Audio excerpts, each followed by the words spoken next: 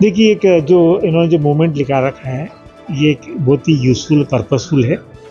और आज हम जो वातावरण देख रहे हैं देश के अंदर महिलाओं की सेफ्टी के बारे में, ये एक गहन शब्द है, एक गहन कारण है, जिसको हमको निवारण करना चाहिए। मैं कहूँगा कि ये जो आसाम जो जगह है, ये अपने आप में कामाख्या देवी हैं। यहाँ को जो यहाँ की जो ऊर्जा है, शक्तिपीठ है, वो अपने आप में बहुत शक्तिशाली है। हमको यहाँ की जो देवी महिलाओं को मैं देवियाँ बोलूँगा, क्योंकि वो शक्ति के प्रतीक हैं।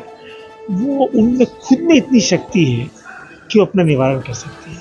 खाली हमको अच्छा वातावरण बनाना पड़ेगा, हमारी अपनी जिम्मेदारी निभाना पड़ेगी, और उनको हम इतनी सुविधा, इतना उनके प्रति आदर और सम्मान का व्यवहार रखेंगे, तो हम पाएंगे कि वो खुद भी अपनी सुरक्षा कर सकती है। वो तो खुद शक्ति की प्रतीक है। तो हमारा कर्तव्य बनता है, समाज का कर्तव्य बनता है, हर व्यक्ति का कर्तव्य बनता है कि उनको सम्मान दें, उनको माँ, बहन और के रूप में देखें, और उनको प्रोत्साहन करके उनकी जो शक्ति है उसको हम आत्मसात करें। उनका जो प्रोटेक्शन का बारे में ব্যতিক্ৰম মেচডে যিটো সদায় তেখেতলোকে যিবিলাক প্ৰগ্ৰেম কৰে, সদায় এটা তাৎপৰ্যপূৰ্ণ থকা প্ৰগ্ৰেম কৰে, আৰু আজিওতো খুব ভাল টপিকৰ ওপৰত লৈছে। সেইটো হৈছে মহিলা সবলীকৰণ আৰু মহিলাৰ সুৰক্ষাৰ ওপৰত।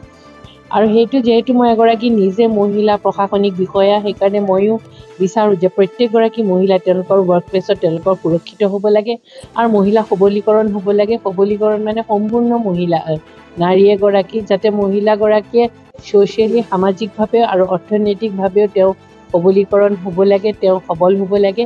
আৰু ঘৰৰ যদি মহিলাগৰাকীয়ে হৈছে মূল কেন্দ্ৰবিন্দু, যদি মহিলাগৰাকী যদি সবল নহয়, যদি মহিলাগৰাকী যদি সুৰক্ষিত নহয়, তেতিয়াহ'লে মহিলাগৰাকী গোটেই ঘৰখনেই বেয়া হয়। এখন সমাজ আগবাঢ়িবলৈ হ'লে মহিলাসকল সবলীকৰণ হ'ব লাগিব, মহিলাসকল সুৰক্ষিত হ'ব লাগিব, আৰু তেতিয়াহে গোটেই সমাজখন আগবাঢ়ি যাব। সেইকাৰণে মই এই প্ৰগ্ৰেমটো খুব ভাল পাইছোঁ। আৰু মোৰ প্ৰয়াত মাতৃ শ্ৰীযুতা বন্দনা বৰুৱা, তেখেতৰ নামত আজি এই প্ৰগ্ৰেমটো উৎসৰ্গা কৰিছে। চ' মই ব্যতিক্ৰম মেচডক ধন্যবাদ জ্ঞাপন কৰিছোঁ, আৰু লগতে আশা কৰিছোঁ ভৱিষ্যতেও যাতে তেখেতসকলে এনেকুৱা ভাল প্ৰগ্ৰেম কৰে, যিটো আমাৰ সামাজিক আৰু আমাৰ অৰ্থনৈতিকভাৱে আমাৰ অকল মহিলাই নহয়, পুৰুষৰো যাতে উন্নতি হয়, দেশৰ যাতে উন্নতি হয়। ধন্যবাদ। একচুৱেলি মানে যিটো গতানুগতিক আমাৰ যিটো অসমীয়া ফিল্ম মেকিং ষ্টাইল, সেইটোৰ পৰা অলপমান আঁতৰিব বিচাৰিছোঁ।